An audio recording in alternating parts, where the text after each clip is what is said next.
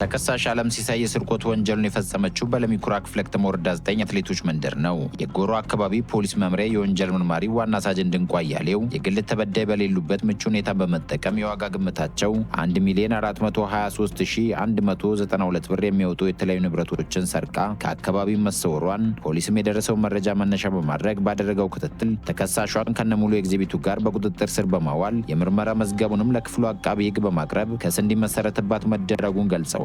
በቤት ሰራተኝነት ከተቀጠረች በ9ኛው ቀን በኋላ ሰዎቹ አለመኖራቸውን ስታረጋግጥ ከቆየች በኋላ የእቃ ወደ ቤተሰብ ልልክ ነው በማለት በወቅቱ እቃዋን ለማሸሸት ስለፈለገች ብቻ ያንን ራይድ ከጠራች በኋላ ልብሷንን ወደ ላምበረት መናኸሪያ ካስቀመጠች በኋላ በዛ ሹፌር እንደገና ተመልሳ ወደ ስራዋ ከገባች በኋላ በሁለተኛው ቀን ነው ሰዎቹ ወደ ስራ መሄዳቸውን ካረጋገጠች በኋላ በቤት ውስጥ የነበረ የተለያዩ አልባሳት፣ የውጭ ሀገር ገንዘቦች ዶላርን ጨምሮ እንዲሁም ዳይመንድ፣ ቀለበት፣ ወርቆች፣ የተለያዩ ወርቆችን፣ አልባሳት እነዚህንን አጠቃላይ መጀመሪያ ላይ ልብሷን ሊያሸሽላት የወሰደችውን ሹፌር በድጋሚ በመጥራት የሰሌዳ ቁጥር ኮድ 3B95611 አዲስ አበባ የሆነ መኪና ይዛ በመምጣት እነዚህን ንብረቶች ጭና ከወሰደች በኋላ ወደ ድሬዳዋ ከሄደች በኋላ በድጋሚ ተመልሳ አዲስ አበባ ቦሌ አካባቢ ከአንድ ሆቴል ካረፈች በኋላ ነው።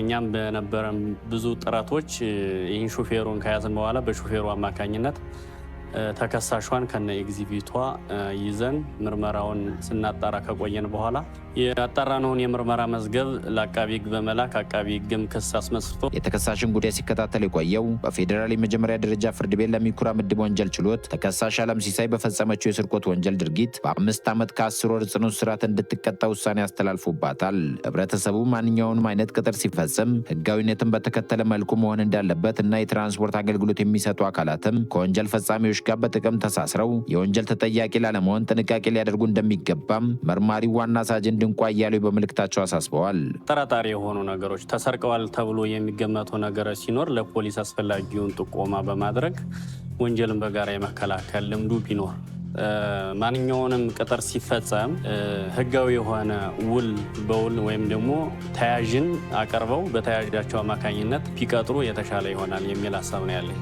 ተከሳሽ ክያ ተስፋዬ የስርቆት ወንጀልን የፈጸመው በጉለሌ ክፍለ ከተማ ወረዳ 1 ልዩ ቦታው ስላሴ ቤተክርስቲያን ተብሎ ከሚጠራው አካባቢ ነው። በክፍለ ከተማው ፖሊስ ዋና መምሪያ የሽሮ ሜዳ ፖሊስ መምሪያ የወንጀል ምርማሪ ሳጅን ሀብታሙ አርባ እንደገለጹት ተከሳሽ በጥገኝነት ከሚኖርበት የግል ተበዳይ መኖሪያ ቤት ውስጥ ተቀምጠው የነበሩ ከ1,900,000 ብር በላይ የዋጋ ግምት ያላቸው የተለያዩ ወርቅ ጌጣጌጦችን ሰርቆ ለጊዜው ቢሰወርም በቁጥጥር ስር ውሎ ክስ እንደተመሰረተበት ተናግረዋል። ተጠርጣሪው ክያ ተስፋ የተባለው ወርቁን ወስጄ ሽጫለሁ የሚል ቃል ተቀብለን ባደረግነው ምርመራ መጀመሪያ በ20,000 ብር ሽጦ ስልክ እንደገዛ እና ሁለተኛ ደግሞ 20,000 ብር ሽጦ በምሪት ሄደን ብሩን የማስመለስ ስራ ሰርተናል። ምርመራው በስነ ስርዓት አጠናቀን ለክፍሉ አቃቢ ሕግ መዝገቡን አቀርበን ክስ አስመስርተናል።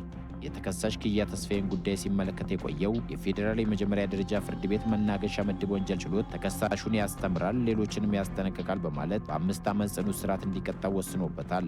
ግለሰቦች ወንጀል ፈጽመው ለጊዜው ከአካባቢው የተሰወሩ ቢመስላቸውም ከህግ ማምለጥ እንደማይቻል የጠቀሱት ሳጅን ሀብታሙ አርባ ማህበረሰቡ ንብረቱን ሲያስቀምጥ አስፈላጊውን ጥንቃቄ ማድረግ እንዳለበት ባስተላለፉት መልእክት አሳስበዋል። የተለያዩ እነኚህ ጥገኛም ይሁን የቤት ሰራተኛ ይሁን በሚኖርበት ሰዓት የተለያየ ውድ የሆነ እቃዎች ባሉበት ሰዓት በተለያየ ቁልፍ ወይም እነሱ ማያገኙበት ቦታ ላይ ህብረተሰቡ ቢያስቀምጥና እነሱን አለማሳየት ወይም በጥንቃቄ መያዝ። የቤት ሰራተኛ ሊሆን ይችላል፣ እንደዚህ አይነት ሰው ሊሆን ይችላል። በሰዓቱ ወይ ዋስትና ሊኖር ይችላል ወይ ዋስትና ላይኖር ይችላል። ይህም በጥንቃቄ በተገቢ ሁኔታ አጣርቶ በእንደዚህ አይነት ቦታ ላይ ቢያስቀምጡ ተጠርጣሪ ወይ ተከሳሽ ወንጀል ፈጽሞ ያ ግል ተበዳይ የሆነው በአቅራቢያ ባለው ፖሊስ ጣቢያ ቢያመለክቱና ፖሊስ በተገቢ ሁኔታ ምርመራውን አጣርቶ በማንኛውም ሰዓት በየትም ይሁን በማንኛውም ሰዓት ተጠርጣሪው አምጥቶ ቃል እንደመቀበሉና ውሳኔ እንደሚያሰጡ ለህብረተሰቡ ትምህርት አስተላልፋል። ተጠርጣሪዎቹ ወንጀልን የፈጸሙት በአራዳ ክፍለ ከተማ ወረዳ 2 ልዩ ቦታው ዮሐንስ ቤተክርስቲያን አካባቢ ነው። የአራዳ ክፍለ ከተማ ፖሊስ ዋና መምሪያ የአትክልት ተራ አካባቢ ፖሊስ መምሪያ የወንጀል መርማሪ ሳጅን ግዛቸው ንጉስ እንደገለጹት የግል ተበዳይ ከስራ ወደ ቤታቸው ለመሄድ ትራንስፖርት እየተጠባበቁ ያሉ ተጠርጣሪዎቹ የትራንስፖርት አገልግሎት የሚሰጡ መስለው የግል ተበዳይን አንቀው በመያዝ ስልካቸውን ቀምተው ለማምለጥ ሲሞክሩ በቁጥጥር ስር ውለው ክስ ተመስርቶባቸዋል። አንደኛና ሁለተኛ ተጠርጣሪዎች ኮድ 306 17 አዲስ አበባ የሆነ ተሽከርካሪ ይዘው እየመጡ ያለ የግል ተበዳይ ፈለቀ አበራ የተባለው ራይድ አገልግሎት እንዲሰጡ ያስቆመዋል። ከዛ ሁለት መሆናቸውን ሲያይ የግል ተበዳይ ፈርቶ ተውት በቃ ለፉ ሂዱ ይላቸዋል። ከዛ እንደዛ እያሉት እያለ ይሰድቡታል። ከዛ አንደኛ ተጠርጣሪ የነበረው ከመኪና ውስጥ መኪናውን አቁሞ ወርድና ሄዶ በቦክስ መተዋል። በቦክስ ሲመታው የላይኛው ጥርሱ አርቲፊሻል ነበረ፣ እሱ ይነቀላል። ከዛ ሁለተኛ ተጠርጣሪ ይመጣና ከአንደኛ ተጠርጣሪ ጋር በመሆን አንቀው መሬት ላይ ይጥሉታል። ከዛ በግራ ኪሱ አስቀምጠውት የነበረውን ሳምሰንግ M14 እና አይፎን 17 በዋጋ ግምታቸው ሁለቱም 279 ሺህ ብር የሚያወጣ ሰርቀው ከኪሱ አውጥተው ይዘውበት እየሄዱ እያለ በመኪናውን አስነስተው እነሱ በፍጥነት እያሽከረከሩ ስለነበረ መኪናቸው ተበላሽቶ ሲቆም ኗጋፉን ይሏቸዋል እዛ የነበሩ አባሎችን። ከዛ አባሎችም ወደ እነሱ ሄደው እንጃ ፈቃድ አምጣ ብለው የሚጠይቁበት ሰዓት አልያዝኩም ይላቸዋል። ከዛ የአይፎኑ በጣም እየጮኸ ነበረ የወሰዱበት አይፎን። ከዛ ስልኩን ለምን አታነሳው ምናምን ሲሉት አንደኛ ተጠርጣሪ የሁለተኛ ተጠርጣሪ ሚስት እየደወለች ነው ስለምትቆጣው እሱ ይሄድ እኔ ያለው እኔን ትይዙኛላችሁ ችግር የለም ምናምን ይሉታል። አትሄድም ፓተርንህን ክፈት የስልኩን ፓተርን ክፈት ሲሉት መክፈት ያቅተዋል።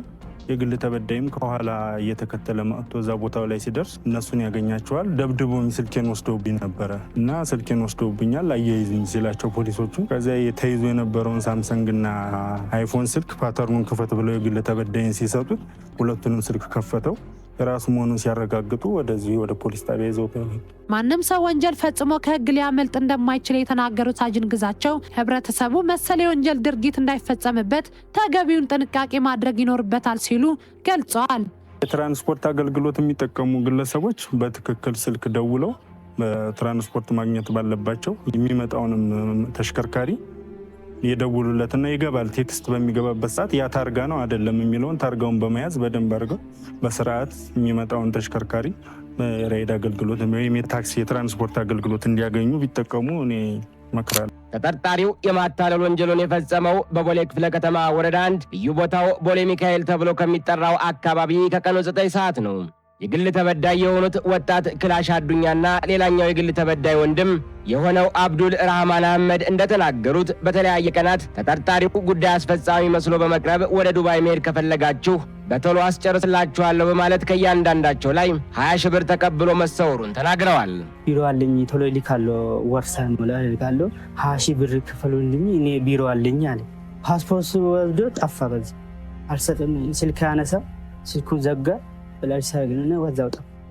የኔ ሂት አጋጣሚ እዛ ብር ለማውጣት እዛ እንደገባሽ እሱ በር ላይ ስለሚሰራው ጠይቆ እንደዚህ እኔ ውጭ ሀገር ዘመድ አለኝ እዚህም ቢሮ አለኝ በአንድ 2 ሳምንት ውስጥ ጨርሳለሁ እንዲህ ብሎ ልጅቷን ጠይቆ ከዛ ወደ ፋሚሊ ደውለችና ፋሚሊ ደግሞ እኔ እዚህ ስላለው ወደ እኔ ብር ያስገብቶ 40 ሺህ ያስፈልጋል ብሩ 40 ሺህ አሁን ቅድሚያ መጀመሪያ 20 ሺህ ትከፍላለህ። በአንድ ሳምንት ውስጥ ሳውዲ አረቢያ ትገባለሽ።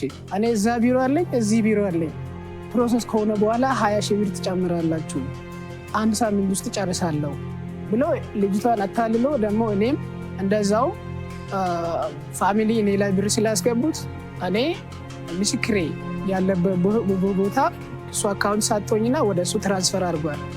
ከዛ ዶክመንት ኦሪጂናሉ ፓስፖርትና ሲኦሲ ሰርቲፊኬቱ ወስዶ በዛ ጠፋ። በቦሌ ክፍለ ከተማ ፖሊስ ዋና መምሪያ የሀርቡ አካባቢ ፖሊስ መምሪያ ወንጀል መርማሪ ዋና ሳጅን ብርሃኑ ታዬ እንደተናገሩት የግል ተበዳዮች ባቀረቡት አቤቱታ መነሻ በማድረግ ተጠርጣሪውን በቁጥጥር ስር ያዋሉት ሲሆን በክፍሉ አቃቢ ሕግ በኩል ክስ ተመስርቶበታል።